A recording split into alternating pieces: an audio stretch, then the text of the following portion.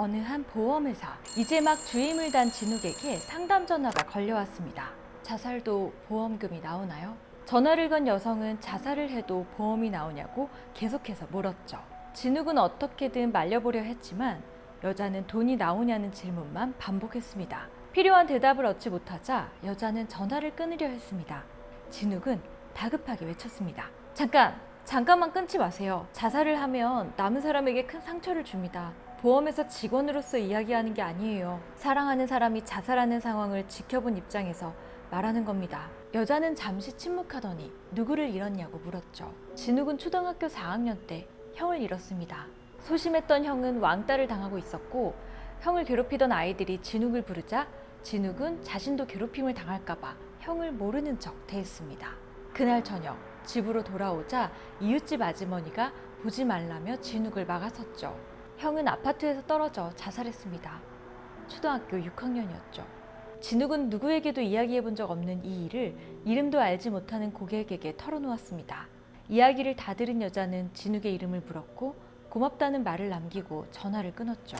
그렇게 몇 주가 지난 뒤 한 고객이 진욱을 지명합니다. 컴플레인이 있는데 자기 집에 오는 상담사는 당최 말을 못 알아듣는다며 진욱을 콕 집어 집으로 불렀죠. 마침 회사는 다른 진상 고객 때문에 뒤숭숭했던 터라 진욱은 웬 떡이냐 싶어 외근을 나갑니다. 버스에서 내리자 엄청난 부촌이 펼쳐졌습니다. 하지만 주소를 따라가니 나온 건 다 썩어가는 검은 집.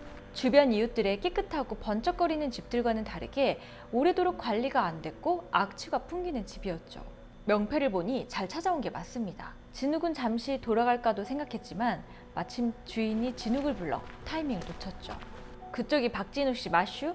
아, 예. 혹시 전화 주셨던 김한수 고객님? 안으로 들어가슈. 양손에 검은 기름을 가득 묻히고 쓰레기 냄새를 풍기는 그는 진욱을 데리고 검은 집 안으로 들어갑니다. 주여가! 이 자식은 손님이었는데 어디로 간겨? 집 안은 바깥보다 더 더럽고 고약한 냄새가 났습니다. 진욱은 빨리 컴플레인을 해결하고 집에 가야겠다는 생각만 들었죠. 그런데 집주인 만수는 진욱을 앉혀놓고 또 시덥지 않은 이야기를 늘어놓더니 갑자기 아들을 부릅니다. 아들이 계속 나오지 않자 진욱의 뒤에 있는 문을 가리키며 저기가 진혁이의 방이니 직접 문을 열어보라고 말하죠. 진욱은 마지못해 일어나 문을 엽니다. 그리고 한참 동안 멍하니 서 있었죠. 방에는 10살쯤 된 아이가 목을 메고 죽어 있었습니다. 멍하던 진욱이 옆을 돌아보니 만수가 서 있었습니다. 그때 진욱은 타살이라고 확신합니다. 만수가 아들이 죽었는데도 크게 당황하지 않고 네가 왜 이런 짓을 이라는 건성적인 말만 반복했기 때문입니다. 중요한 것은 그런 말을 하면서 계속 진욱의 눈치를 보고 있었죠. 검은 집에는 출입 금지 테이프가 붙었고 형사들은 집을 샅샅이 뒤지며 조사합니다. 진욱은 평소처럼 회사로 출근했죠. 며칠 뒤 만수의 아내에게서 전화가 옵니다. 보험금은 언제 줄 거냐며 빨리 내놓으라고 화를 냈죠. 타살의 가능성이 있어 아직 본사에서 결정을 내리지 않았다고 설명했지만 그녀는 막무가내로 돈을 내놓으라고 소리칩니다. 진욱 역시 의심이 들어 혼자서 사건을 조사하기 시작했습니다. 만수의 초등학교 시절 친구를 만났죠. 알고 보니 만수와 지금의 아내는 초등학교 동창이었습니다. 그리고 만수가 어릴 때부터 좀 이상하다고 했죠. 학교에서 토끼와 오리가 하나둘씩 사라진 사건이 있었는데 어느 날 다 철사에 목이 매달린 채로 발견되었습니다. 학교에는 만수의 짓이라는 소문이 돌았죠. 또 수학여행에선 한 여자아이가 멀리 떨어진 연못에서 사체로 발견됩니다. 학생들은 며칠 전부터 만수가 그 여자아이에게 찝적대는 것을 봤다며 만수를 용의자로 지목했죠. 그때 한 여자아이가 나섭니다. 만수는 그 시간에 나와 함께 있었다고 말하죠.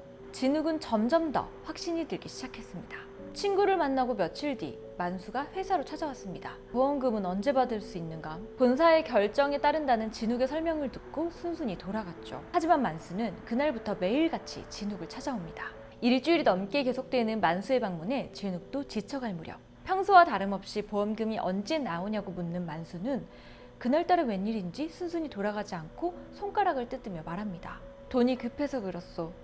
제발 아직 주혁이 장례도 못 치렀는데 불쌍한 것, 그의 인생이 너무 불쌍해서 그렇소. 만수는 계속 주혁이 불쌍하다며 피가 철철 날 때까지 손가락을 물어뜯었죠. 그가 범인이라고 생각했던 진욱은 의아합니다. 본인이 죽인 아들을 이렇게까지나 걱정한다는 게 이해가 안 갔죠. 주혁이를 죽인 건 만수가 아닐까요? 대체 누구의 짓일까요?